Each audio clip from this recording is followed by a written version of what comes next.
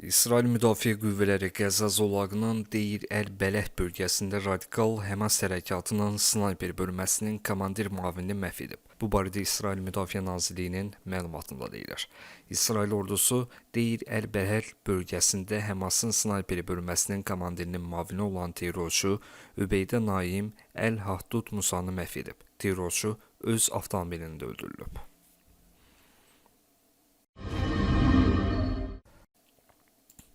Gürcüstanın keçmiş prezidenti Mikhail Saakashvili bazar ertəsi milli hərəkatın əsaslı islahatına dair öz planını təqdim edəcəyini qeyd edib. Bu barədə o öz sosial şəbəkə hesabında məlumat verib. Saakashvilinin sözlərinə görə rejim təkcə milli ləyaqətə deyil, həm də ictimai hərəkatlara, siyasi partiyalara hücum edir. O bildirib ki, rejim Rusiyanın tapşırıqlarını sədaqətlə yerinə yetirməsi üçün əlindən gələn hər şeydir. Saakashvili daha güclü müqavimətə keçəcəklərini qeyd edib.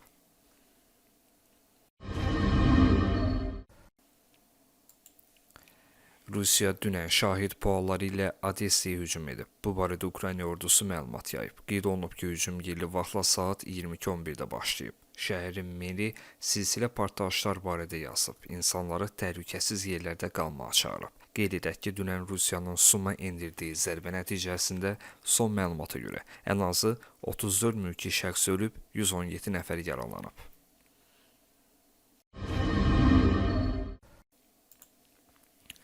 Krımda raket hücumu təhlükəsi elan edilib. Rəsmi xəbərdarlıqda insanlara diqqətli olmaq tövsiyə edilib. Qeyd edək ki, Moskva vaxtı ilə saat 21:15 radələrində Krıma PUA hücumu ilə bağlı xəbərdarlıq edilmişdi.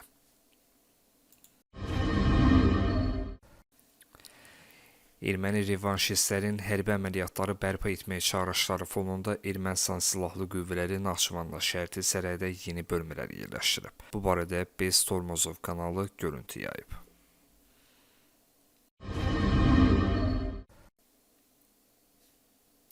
Yəmənin üsyançı Ənsar Allah hərəkatından olan Hüsilər Təl-Əvvin, Ben Quriyon hava limanına və İsrailin şərqindəki Sdot Mika hərbi bazasından zərbə endirib. Bu barədə Al-Masiraf üsyançılarının yaratdığı silahlı qüvvələrin hərbi sözcüsü məlumat verib. Onun sözlərinə görə raket qüvvələri Sdot Mika bazasına hücum zamanı 2 ballistik raketdən, o cümlədən bir Fələstin 2 HIPSS raketindən istifadə edib. O iddia edir ki, Ben Quriyon Zülfiqar raketi ilə hücuma məruz qalıb. O əlavə edib ki, İsrailin cənub-şərqindəki Aşkelon şəhəri yaxınlığında vacib hədəfə PUA zərbəsi endirilib.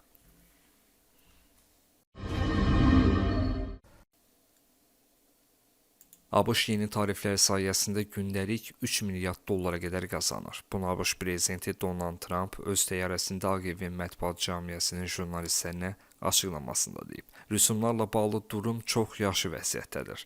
İnflyasiya aşağı düşür. Amerikalıların daha çox pulu var. Ölkənin daha çox pulu var. Son bir neçə həftədir ki, gündə 2-3 milyard dollar qazanırıq. Politico 15-dən çox ölkənin diplomatları ilə söhbətlərə əsaslanaraq belə qənaətə gəlib ki, ABŞ-ın beynəlxalq ticarət tərəfdaşları idxal rüsumları tətbiq edən Amerika administrasiyasının məqsədlərini başa düşmür. Həm Asiya Sakit Okean regionundan, həm də Avropa İttifaqından olan diplomatik mənbələr Trump administrasiyasının tariflərindən narahat olduqlarını qeyd edərək Ağ Evin motivasiyalarının aydın olmadığını bildiriblər.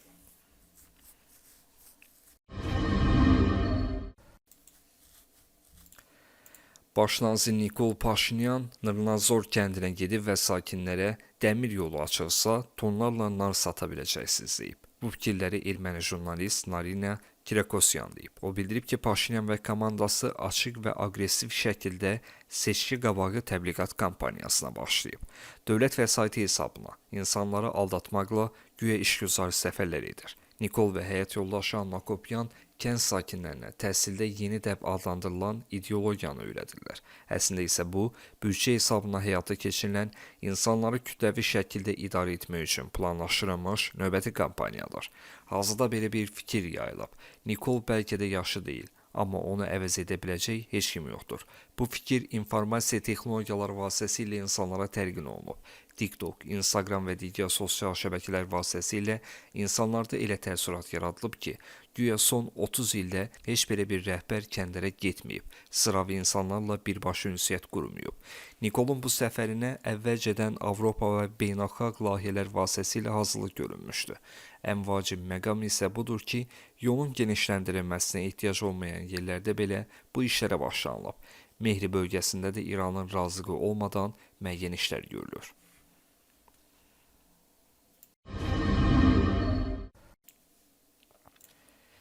Yeni dünya xəritəsi dərc olunub. Bu xəritəyə görə dünyanın bir çox ölkəsi gələcəkdə Rusiya, ABŞ və Çin arasında təsir dairələrinə bölünə bilər. Bu barədə Newsweek nəşri məlumat yayıb.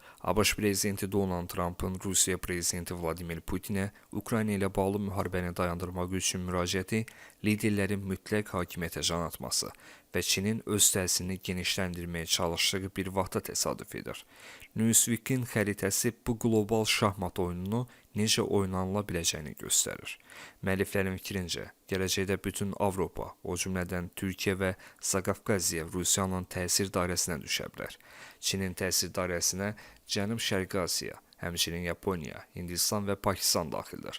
ABŞ-ın təsir dairəsində isə Şimali Amerika və Qrilandiya var.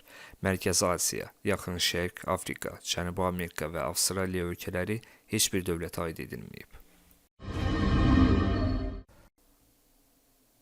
Livanın cənubunda Hizbullah terror təşkilatına aid hərbi obyektlərin əksəriyyəti orduya təhvil verilib. Bu barədə Times of Israel təşkilatdakı mənbələrə istinadla məlumat yayıb. Hizbullahın Litaninin cənubundakı 265 hərbi mövqeyindən 190-ı Livan ordusuna təhvil verib.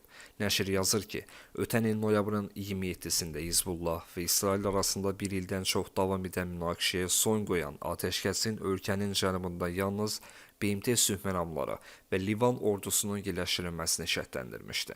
Razılaşma İranın dəstəklədiyi terror qruplaşmasından cənubda qalan hərbi infrastrukturunu dağıtmağı və yararlılarını İsrail sərhədindən təxminən 30 km məsafədə yerləşən Litani çayının şimalına köçürülməsini tələb edirdi.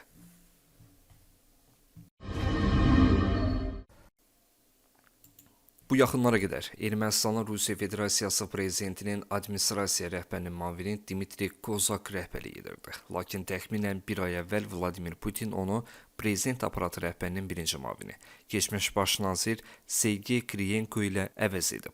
O, Ermənistandan başqa Abxaziya, Cənubi Osetiya və Moldova istiqamətində cavabdehdir.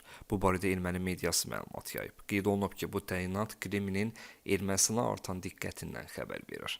Kriyenko administrasiyada əsas vəzifələrdən birini tutur. Mövcud məlumatlara görə Kriyenko artıq bir sıra erməni siyasətçi ilə danışıqlar aparıb, hətta bəzilərini Kremldə qəbul edib.